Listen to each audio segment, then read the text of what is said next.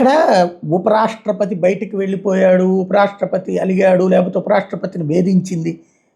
ఇవే లెక్కలు చెప్తున్నారు కానీ అసలు ఒక లాజికల్ పాయింట్ ఎందుకు అర్థం చేసుకోవట్లేదు ఎవరికి కూడా. మరి మీడియాకి నిద్రపోతుందో, లేకపోతే అవగాహన లేదో, లేదా కావాలని మార్చేస్తున్నారో తెలియదు. ఇప్పుడు జస్టిస్ వర్మ అభిశంసన తీర్మానం రాజ్యసభలో ప్రతిపక్షాలది ఆయన తీసుకున్నారు.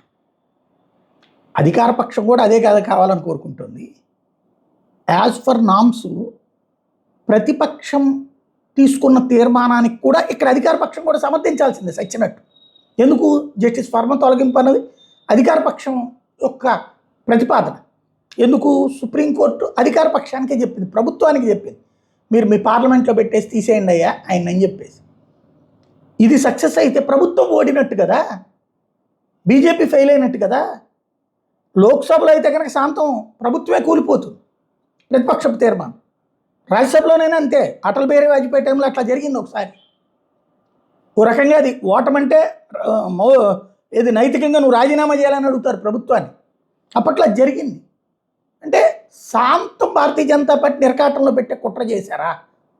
జగదీప్ ధన్కర్ ఎందుకు ఇట్లాగా తెగించారు? సరే, ఈలోపు ఎవరో జగదీప్ ధన్కర్ చంద్రబాబు గారికి కూడా ఫోన్ చేసి ప్రభుత్వానికి మద్దతు ఉపసంహరించుకోమన్నారు అని కూడా ఎవరో సీనియర్ జర్నలిస్ట్ పాడ్కాస్ట్లో మెన్షన్ చేస్తున్నారు, జాతీయ హిందీ జర్నలిస్ట్. అంటే అంత కుట్రకు ఎందుకు దిగాడు? అది తెలిసినే ఆయన్ని అభిశంసించడానికి సిద్ధపడితేనే వెళ్ళాడు అన్నది కదా ఇక్కడ కీ పాయింట్.